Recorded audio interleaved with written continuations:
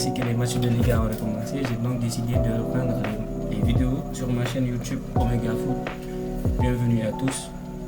J'espère que les vidéos vont vous plaire. N'hésitez pas à vous abonner et à partager, de mettre du soutien pour qu'on puisse continuer ce qu'on a commencé. Donc, c'est le premier match de cette saison du Real Madrid, premier match officiel qui oppose l'Espagnol qui joue à domicile et le Real Madrid, résultat final 2-1. Déjà pour commencer, nous allons présenter le 11 du Real Madrid parce que c'est le Real qui nous intéresse réellement ici. Donc le Real s'est présenté dans un 4-4-2, en tout cas en défensif. Ils étaient en 4-4-2 avec Oysén et Konaté en défense centrale, les deux latéraux Dumfries et Carreras qui étaient titulaires, Thibaut Courtois au cage, ça ne change pas.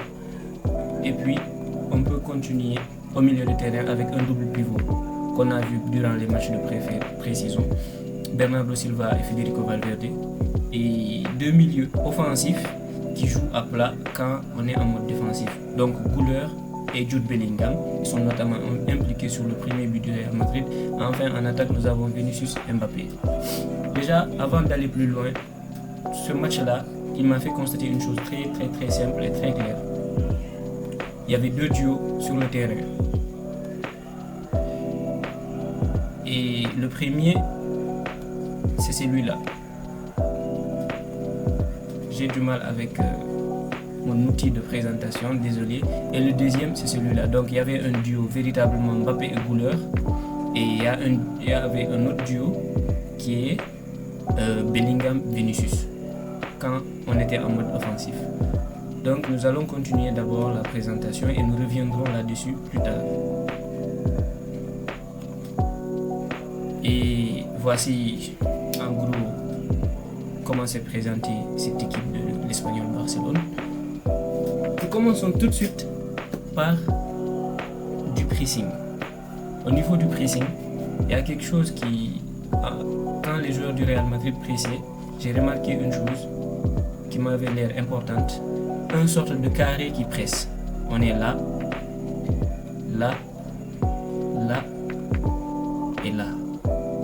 Il y avait une sorte de carré clairement qui pressait. Ça veut dire Mbappé qui joue en pointe et les trois milieux, bon, ils sont deux en théorie, mais ils étaient en réalité trois, avec Bellingham qui est juste là, derrière ce joueur de l'Espagnol, Güler qui accompagne Mbappé sur le pressing du côté droit, et Veni qui pressait à gauche sur son aile. Donc ça c'était déjà important, et au début du match je les ai vus vraiment presser ces joueurs du Real Madrid, ces flemmards. Ils ont pressé pour le coup et nous continuons tout de suite. Et au niveau de la relance, nous y venons directement. Au niveau de la relance, ce que j'ai pu constater aussi, c'est Bernardo Silva qui descend au niveau du build-up. Il descend au niveau des deux défenseurs centraux pour aider le pressing, même si là Konaté a préféré jouer directement sur son latéral. Mais on a remarqué que Bernardo Silva descendait et que Valverde était plutôt dans l'axe pour donner des solutions potentiellement. Mais c'était aussi important pour moi de le souligner. Continuons tout de suite. Là, ça confirme ce qu'on disait tout à l'heure. Bernardo Silva dans l'axe pour venir relancer avec les deux défenseurs centraux écartés. Et nous pouvons voir Valverde ici et Bellingham qui vient apporter une solution. C'est ce que j'ai constaté au niveau du build-up, comme vous pouvez le voir. Et nous continuons tout de suite. Et voilà.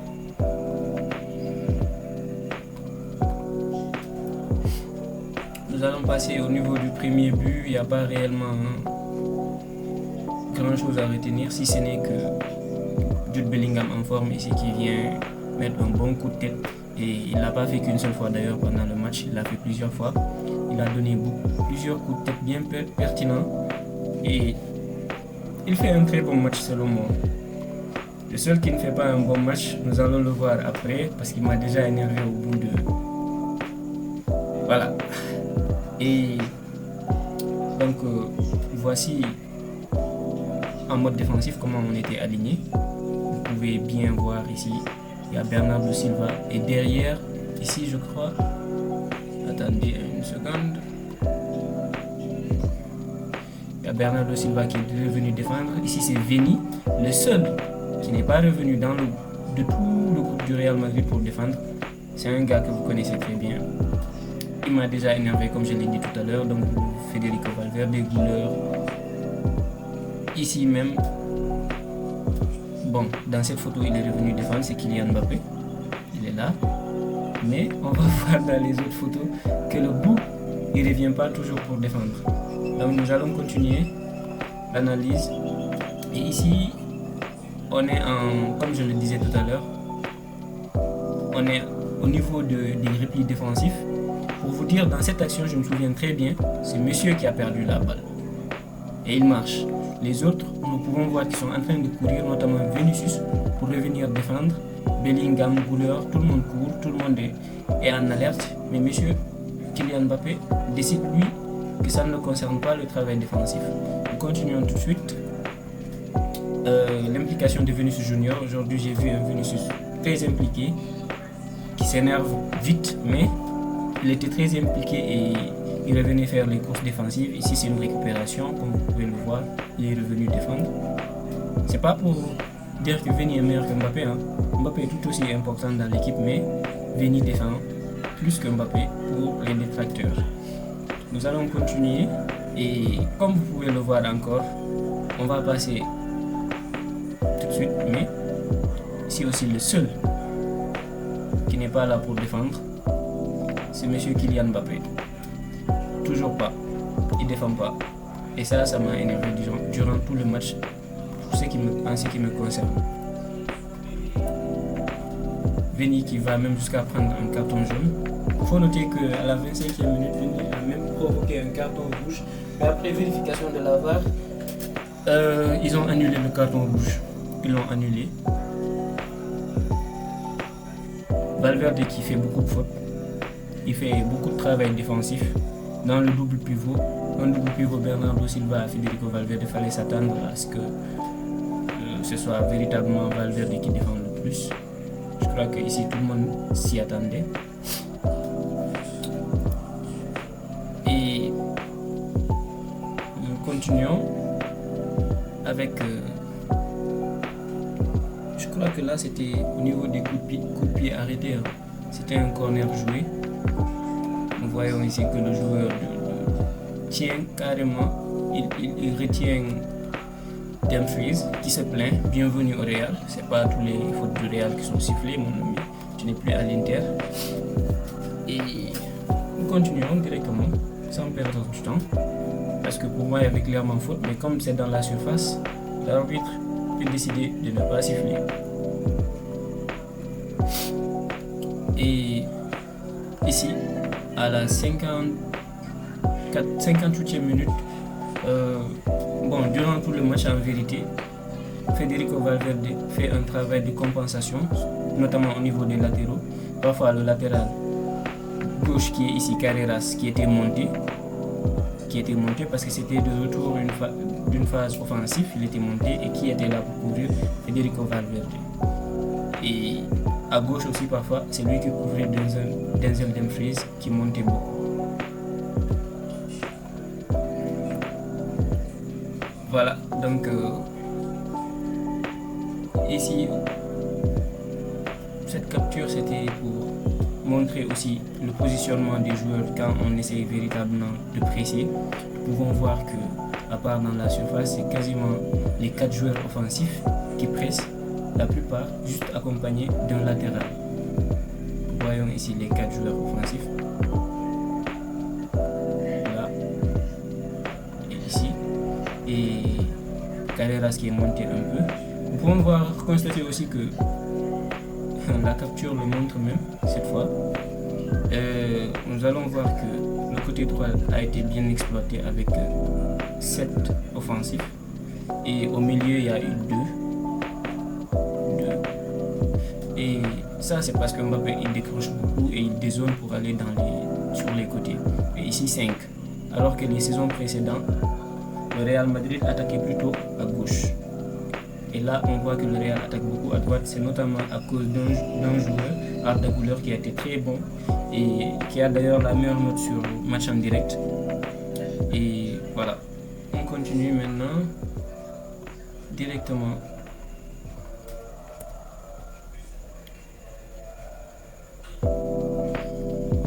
Encore une fois, phase défensive qui n'est pas là. Je ne veux pas dire le nom, je peux prononcer ce nom de ce débrief. Et un peu déçu quand même des remplaçants parce que à la 73e minute, il y a Jude Bellingham qui avait, disons, presque des crampes, même si la pelouse était un peu désastreuse. Il s'étire même, mais il ne s'est fait pas sortir directement. Pour moi, il devrait sortir à la 60e minute. Comme vous le savez, c'est le dernier joueur du Real Madrid à être revenu aux entraînements. Donc ici, nous allons revenir sur le deuxième but du Real Madrid, troisième but du match. C'est Carlos Espi qui marque. Bon, j'ai pas fait tous les captures parce que je voulais pas m'acharner sur Mbappé, mais vous pouvez noter sur ce match que Mbappé a fait beaucoup trop de ratés parce que je sais même pas parce que parfois il y a une solution, mais monsieur ne veut pas donner la balle simplement. Donc encore une fois, qui défend? On est là à la 95e minute. Il y a Veni qui descend pour défendre encore. Et c'est très bien, c'est de bon augure. Au moins, si l'un d'entre eux défend, c'est mieux pour le Real Madrid. Et moi, je suis content. Donc, après ce match, le Real prend la 5e place. La capture a été faite avant la fin du match, bien sûr. C'est pour cela que le match n'est pas validé encore. Mais avec les 3 points, on est 5e en attendant le match du Barça. L'Atlético qui a gagné aussi. Nous allons revenir sur le placement des joueurs. Comme on l'a constaté, il y a un double pivot. Et comme je vous l'avais dit, il y a des sortes de paires. Parce que moi, j'ai remarqué carrément cette paire-là. Beaucoup plus de combinaisons Bellingham-Veni. Et des combinaisons entre Güler et Mbappé. Güler qui essaye de lancer Mbappé. On sait que c'est son point fort, sa vision de jeu Mbappé. Et le double pivot ici, qui a... Bon, c'est pas une grosse équipe sans manquer de respect à l'Espagnol de Barcelone.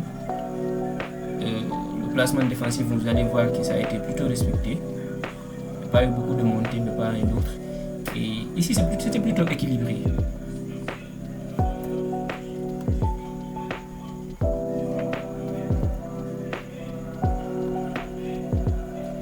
Ok, maintenant, ça c'était la première mi-temps. Comme je vous ai dit, encore une fois, qu'est-ce qui revient? Il y avait plus Bellingham et Veni d'un côté et Mbappé et Güler de l'autre côté, la plupart du temps. Donc ça c'est une chose importante. Je crois que c'est la façon de Mourinho de gérer le problème d'incompatibilité entre les attaquants. On a 2 milieux offensifs qui savent pas, qui peuvent pas, qui étaient la plupart qualifiés d'incompatibles, qui peuvent pas jouer ensemble, et 2 ailiers qui peuvent pas jouer ensemble. Et Mourinho, lui, sa solution, c'est de mettre Güler Mbappé sur le côté droit, plutôt droite. Et même s'il change de position, il y a des changements de position durant le match. Et Mbappé Veni, autant pour moi, Bellingham Veni sur un autre. On sait que Bellingham et Vinicius, ils sont très potes, ils s'entendent très bien. Donc c'est une bonne solution pour le moment, si je peux me permettre de donner mon avis. De toute façon, je suis là pour ça. Bon, la deuxième mi-temps, avant les changements, il y avait vraiment quelqu'un qui a quitté sa zone axiale.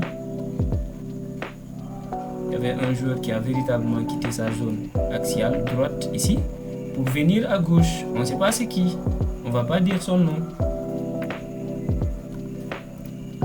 Et après les changements maintenant, ça s'est rééquilibré avec l'entrée de Diomandé et de Espi.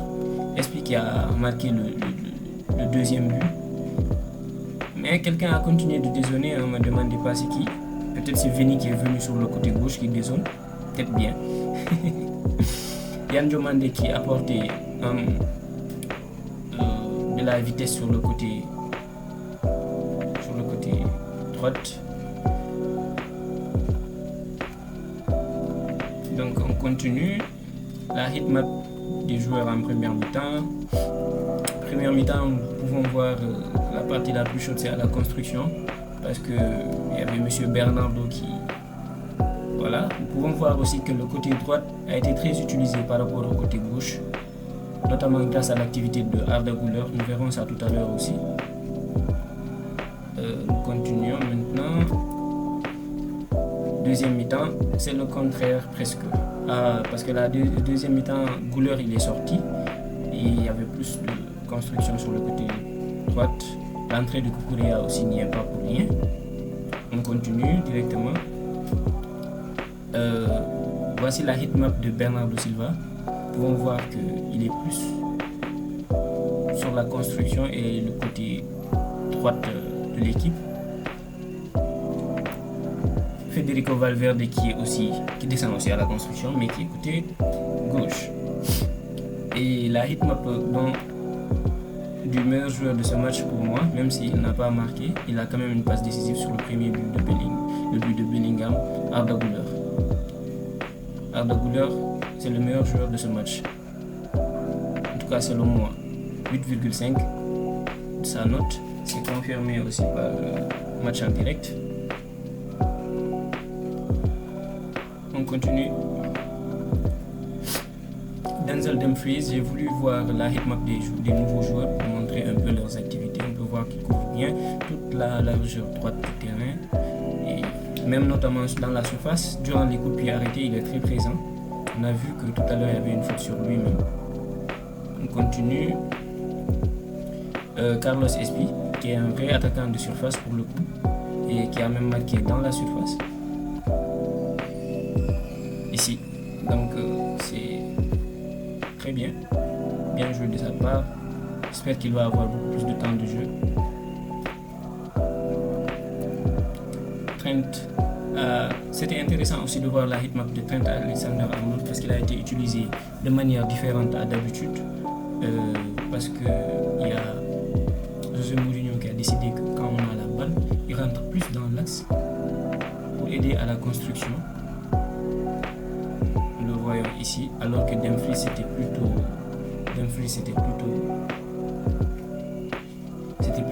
très largeur, très côté. Il collait la ligne presque. Et Trent, c'est le contraire. Trent, lui, il est plus axial. Donc, tant mieux, on a deux latéraux différents. Donc, c'était le dernier slide. Merci à tous. Abonnez-vous, likez, partagez s'il vous plaît. Ça fait plaisir de revenir. Merci beaucoup. Ciao, à la prochaine.